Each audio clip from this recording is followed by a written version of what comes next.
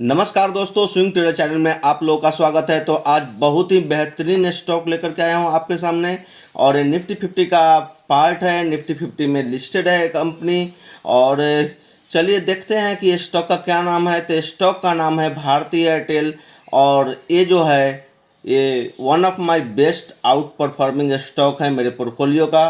तो मैंने इसको कहाँ पे बाइंग किया था और अभी इसमें क्या करना है, ये सारा कुछ मैं आपके साथ डिस्कस करूँगा। इसका फंडामेंटल भी देखूँगा और फंडामेंटल में क्या क्या पॉइंट्स इसमें हमें देखने थे जो कि हमें आउट परफॉर्मिंग स्टॉक हमें मिला है, वो सब आपके साथ डिस्कस करूँगा। आप दूसरे स्टॉक में भी जा कर के वो चीज़ चेक कर सकते हैं और स्टॉक का सिलेक्शन कर सकते हैं। तो चलिए दोस्तों, अभी ये मंथली कैंडलस्टिक चार्ट लगा हुआ है और मंथली कैंडलस्टिक चार्ट पे आप देखेंगे कि ये स्टॉक काफ़ी अच्छे तरह से अच्छा परफॉर्म किया है।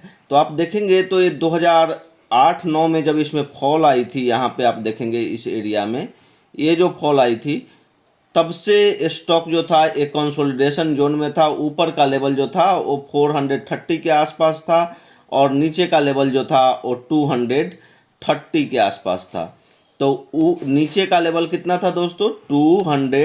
230 और ऊपर का लेवल था 430। मतलब लगभग 200 पॉइंट के रेंज में ये स्टॉक लगभग 10 साल निकाल दिया। 10 से 11 साल, अगर यहाँ तक देखेंगे तो 12 साल निकाल दिया आप देखेंगे तो एक काफ़ी अच्छा कंसोलिडेशन मिल गया था हमें। मंथली कैंडलस्टिक चार्ट पे आप देखेंगे इतनी बड़ी कंसोलिडेशन मिली थी हमें और प्राइस जो था वो यहाँ पे था।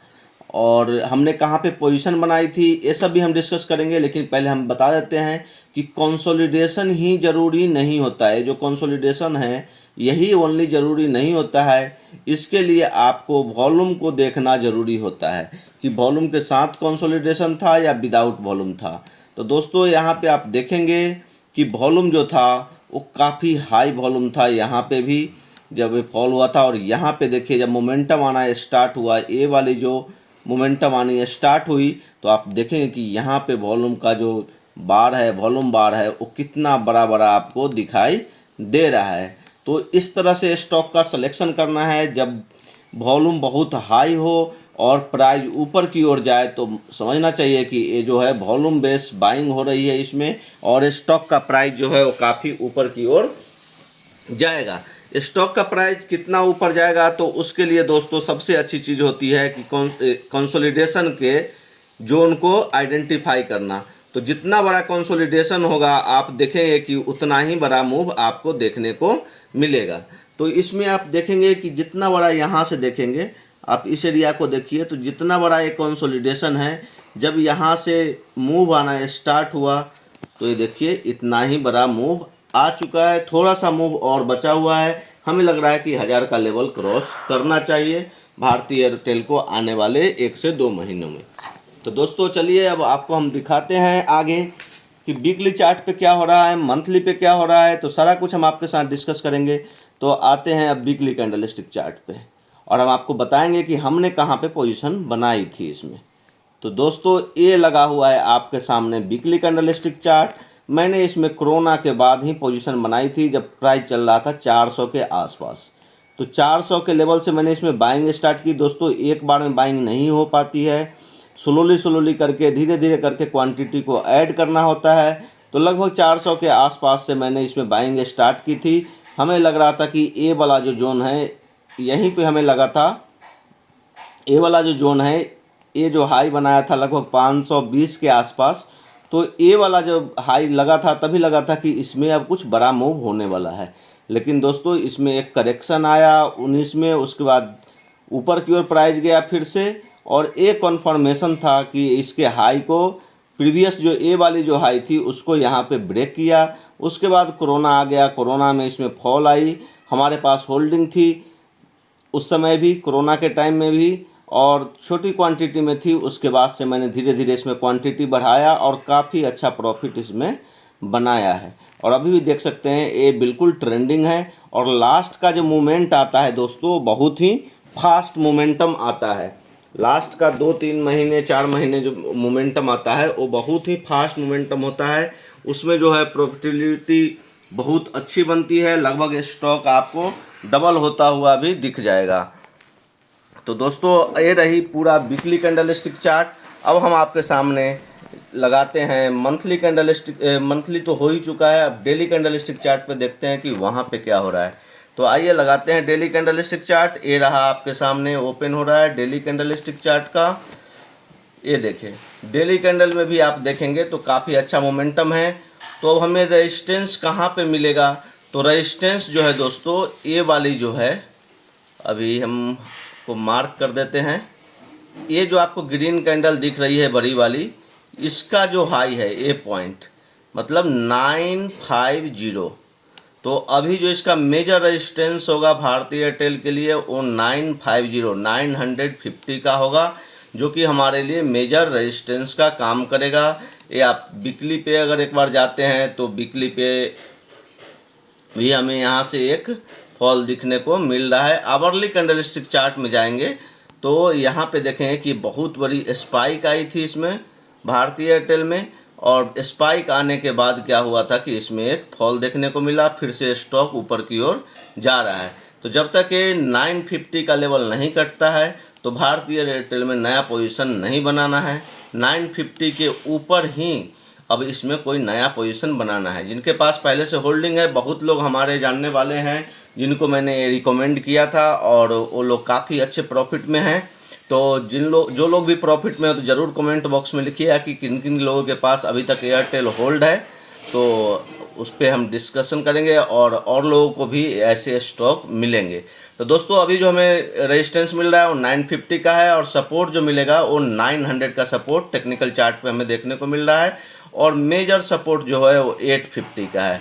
तो मेजर सपोर्ट जो है वो 850 का है, और मेजर रेजिस्टेंस जो है हमारा वो 950। तो resistance level 950, support level 850, major support level. Immediate support जो है वो है हमारा 900 का।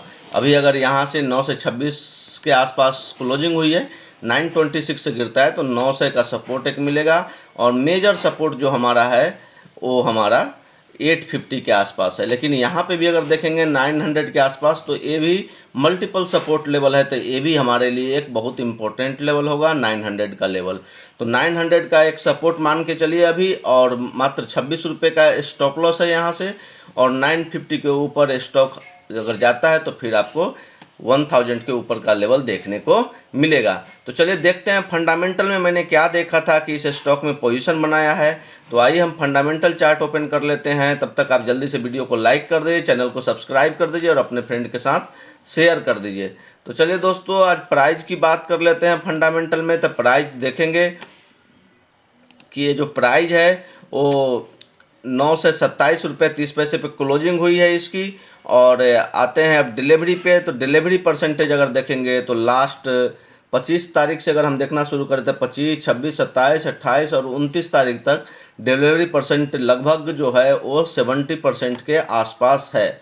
तो 70% का डिलीवरी परसेंटेज होना बहुत ही हाई डिलीवरी परसेंटेज है, मीन्स इसमें कुछ बड़ा होने वाला है। दोस्तों डिस्क्लेमर ये है कि मेरे पास अभी होल्डिंग में है स्टॉक, क्वांटिटी कुछ मैंने इसमें कम की थी लेकिन फिर बढ़ा नहीं पाया, तो अभी जो क्वांटिटी है उसके साथ ही अभी होल्ड हूँ।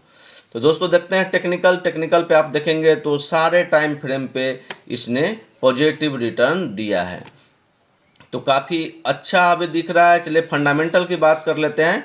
तो फंडामेंटल में आते हैं तो देखते हैं सेक्टर जो है टेलीकॉम सेक्टर है, इंडस्ट्री जो है टेलीकम्युनिकेशन सर्विस प्रोवाइडर है, और वेबसाइट आप देख सकते हैं। प्राइस जो है 927.30 रुपये, मार्केट कैपिटलाइजेशन जो है 5,56,733 करोड़ की है। ये लार्ज कैप कंपनी है, उसमें तो कोई डाउट ही नहीं क्योंकि निफ्टी 50 का पार्ट है। और चलिए ईपीएस देखते हैं। अर्निंग पर शेयर जो है 13.90 रुपये का है। प्राइस टू अर्निंग रेशियो जो है पी रेशियो 66.73 का है। इंडस्ट्री पी को यहाँ पे नहीं दिखाया गया है, आप जाके आप एनएससी के साइट पे जा करके इसे चेक कर सकते हैं। बुक वैल्यू जो है 134.21 है। प्राइस टू बुक वैल्यू 6.91 है, मतलब लगभग 7 गुना वैल्यूएशन इसे अभी मिल रहा है, तो थोड़ा महंगा तो ज़रूर है। लेकिन ये बिल्कुल ट्रेंडिंग है। डिविडेंड यील्ड 0.43 है, बहुत कम डिविडेंड देती है कंपनी। नंबर ऑफ शेयर्स कब सब्सक्राइब जो है वो 6,96,00,000, लगभग 7 करोड़ शेयर सब्सक्राइब है। फेस वैल्यू 5 रुपये का है। चलिए पीयर कंपेरिजन कर लेते हैं कि इस इंडस्ट्री में और कौन कौन सी कंपनी है।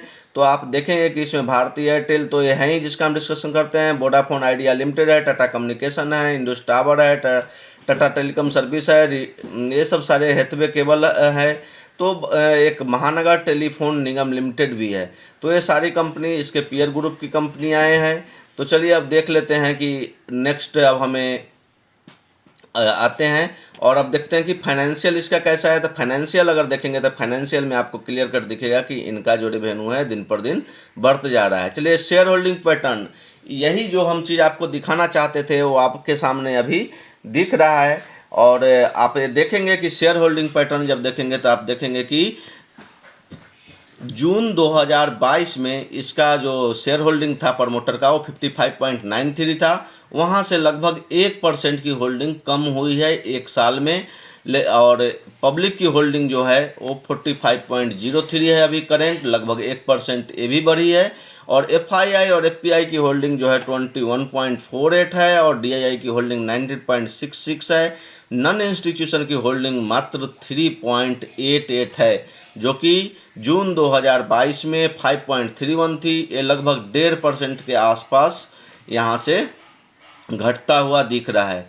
तो आप देखेंगे कि यहाँ पे नॉन इंस्टीट्यूशन मतलब रिटेल इन्वेस्टर में भी कुछ बड़े इंडिविजुअल इन्वेस्टर होंगे, वो सब मिलाकर के केवल होल्डिंग जो है वो 3.88 है। यही एक मेन कारण था स्टॉक के लिए। बाकी भी बहुत सारे फंडामेंटल चेंज हुए हैं, लेकिन ये जो होता है नॉन इंस्टीट्यूशन की होल्डिंग जितनी कम रहेगी, रिटेल इन्वेस्टर की होल्डिंग जितनी कम रहेगी स्टॉक में, वो स्टॉक को परफॉर्म करने का चांसेस बहुत ज़्यादा होता है। आप इसमें देखेंगे कि DII की जो FII की जो होल्डिंग थी वो 18.54 था जून 2022 में, जो कि बढ़कर के 21.48 हो गया। और रिटेल इन्वेस्टर ने अपना होल्डिंग को घटाया है यहाँ पे। तो आप यही चीज़ से आप अनुमान लगा सकते हैं कि ये स्टॉक अच्छा ज़रूर परफॉर्म करेगा। और हमें लगता है कि अभी भी स्टॉक में मोमेंटम बाकी है, या अगर किसी को पोजीशन बनाना है तो इस जगह पे भी पोजीशन बना सकते हैं। चलिए अब ऑप्शन चेन देख लेते हैं कि ऑप्शन चेन में सपोर्ट एंड रेजिस्टेंस कहाँ मिल रहा है हमें।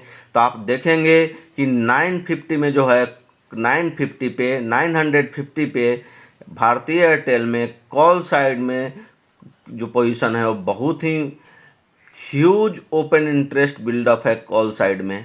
तो 950 जो होगा वो हमारा मेजर सपोर्ट रेजिस्टेंस का काम करेगा। तो 950 वही मैं चार्ट पे भी देख रहा था कि 950 का जो लेवल है वो मेजर रेजिस्टेंस का काम करेगा। और अभी जो इमीडिएट जो सपोर्ट होगा वो 930 और 920 का है। तो 930 के तो नीचे ही ट्रेड कर रहा है अभी, और 920 के ऊपर है। तो 920 के ऊपर है तो 920 अभी इमीडिएट सपोर्ट का काम करेगा, उस रेजिस्टेंस का काम करेगा 930। और 950 जो है हमारा मेजर रेजिस्टेंस का काम करेगा। चलिए आते हैं पुट साइड में देखते हैं। तो मैक्सिमम ओपन इंटरेस्ट जो है वो 900 के पे है। तो 900 जो होगा वो हमारा मेजर सपोर्ट का भी काम करेगा। तो पुट साइड में ओपन इंटरेस्ट 900 पे है, तो 900 जो है वो हमारा मेजर सपोर्ट का काम करेगा, जो कि हमने चार्ट पे भी डिस्कस किया था कि हमारा सपोर्ट और रेजिस्टेंस जो है सपोर्ट 900 का और रेजिस्टेंस जो है वो 950 का है। उसके बाद जो हमारा 850 का लेवल था, 850 पे भी आप देख सकते हो ओपन इंटरेस्ट बिल्डअप है, लेकिन काफ़ी नीचे है। यहाँ से जो है पोजीशन घट रहा है।